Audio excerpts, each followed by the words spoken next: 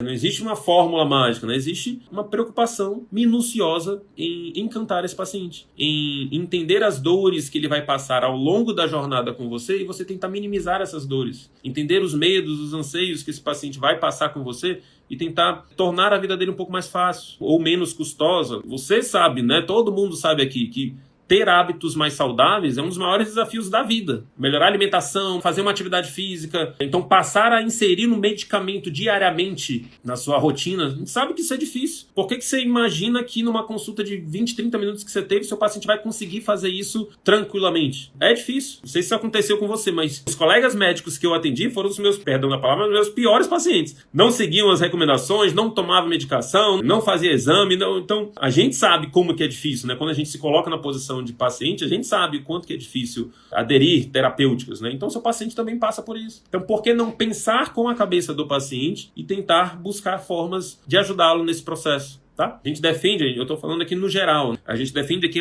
uma estratégia, né, que a gente chama de programa de acompanhamento intensivo. Tá? A gente vai falar, já falou disso, né, em vários outros conteúdos, mas aqui o que eu quero que fique faça essa análise aí do que o seu paciente vai ter de maior dificuldade com a sua terapêutica e de que forma você pode, a partir de alguns contatos, seja pela sua secretária, seja a partir de alguém da sua equipe, a partir de alguns contatos, de que forma você pode minimizar isso do contato que ele teve com você na primeira consulta até o retorno dele. Então, se você atendeu ele vai ter um retorno com você depois de 30 dias, o que você pode instituir ali de medidas pré-estabelecidas, né, até tornar isso um procedimento operacional, no dia 1, no dia 7, no dia 14, né, no dia 20, pós, né, a primeira consulta, e o que você pode fazer nesses dias para facilitar a vida dele, para mostrar esse relacionamento, mostrar essa preocupação com os resultados dele. Lá na minha clínica é impressionante. Quando senta na recepção um paciente que fez, né, um processo de acompanhamento, né, mais prolongado comigo, e quando senta um paciente que não fez, né, porque lá a gente tem, na clínica a gente tem 2 modelos de pós-consulta. Eu ofereço um sistema de acompanhamento intensivo para o meu paciente, eu até cobro por isso, ou eu deixo um sistema mais aberto, onde ele vai retornar depois de 25, 30, um mês e meio na minha clínica e eu vou avaliar os resultados que ele teve nesse período. É nítido a diferença de relacionamento até com a minha equipe, do paciente que teve ali retornos frequentes ou teve contatos frequentes de pós-consulta com um paciente que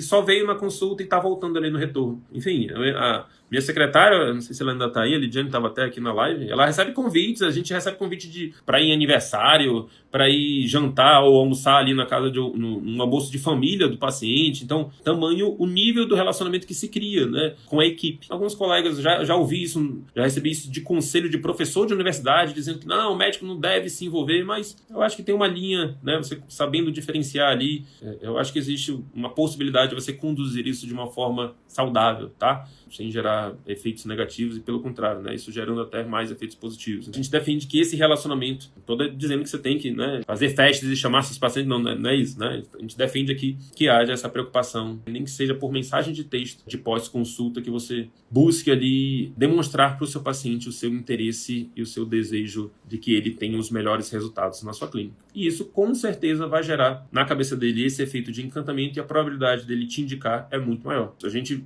pergunta aqui, né, muitas das vezes dos pacientes, o que eles consideraram assim de importante, né, ao longo da experiência que ele teve na clínica para que ele tivesse os resultados. Então, a gente tem, né, pacientes que tiveram super resultados e a gente faz essa entrevista para identificar esses pontos, né, para ver se a gente consegue replicar isso com outros pacientes. Então, muitos deles referem que, olha, o acompanhamento que vocês fazem foi um fator diferencial. Por quê? Porque e o ser humano é assim, né? Se a gente tem alguém que está ali vistoriando, monitorando, a probabilidade da gente seguir determinado tipo de recomendação é muito maior. Por que as pessoas pagam um personal trainer? Porque elas querem um acompanhamento de alguém mais de perto, mais especializado, ali te dizendo o que você tem que fazer, né? Te pegando às vezes até no colo ali para te dizer o que você tem que fazer. Eu, por exemplo, já paguei personal porque eu não conseguia acordar para ir para academia. E quando eu tinha o personal ali, a probabilidade de eu conseguir ir para academia era muito maior. Aqui acontece a mesma coisa. Se você exerce esse efeito personal trainer, né, na cabeça do seu potencial paciente, a probabilidade dele seguir as suas recomendações é muito maior. Se o seu paciente sabe que ele vai ter que prestar contas, né, de resultados no pós-consulta, a probabilidade dele aderir à recomendação é muito maior. Então, uma outra dica que a gente dá é que você institua ali um parâmetro de acompanhamento. Isso varia, logicamente, de especialidade para especialidade, mas especialidades gerais, por exemplo, Pode ser pressão, pode ser glicemia, pode ser peso, pode ser, enfim, ferida operatória, pode ser febre, pode ser diurese, pode ser... Logicamente você vai avaliar aí de acordo com a sua especialidade, mas institua ali um parâmetro de acompanhamento, um parâmetro de monitoramento de evolução clínica e faça ali um treinamento com a sua equipe para que haja uma abordagem do seu paciente para ver se ele está tendo uma melhora desse parâmetro. E aí ele vai se sentir mais acompanhado, ele vai saber que ele vai precisar te dar uma satisfação daquele parâmetro. Então, a probabilidade dele seguir a recomendação que você deu, que era importante para que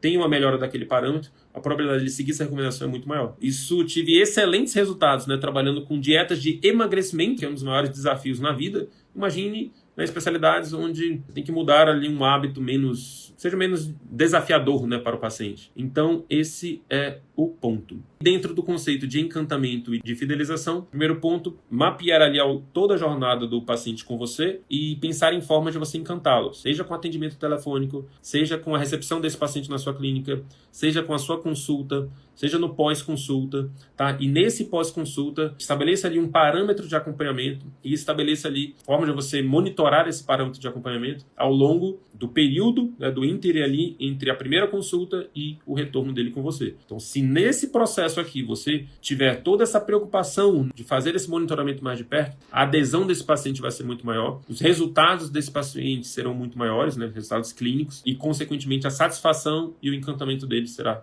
muito maior. E a probabilidade dele começar a te indicar também será muito maior.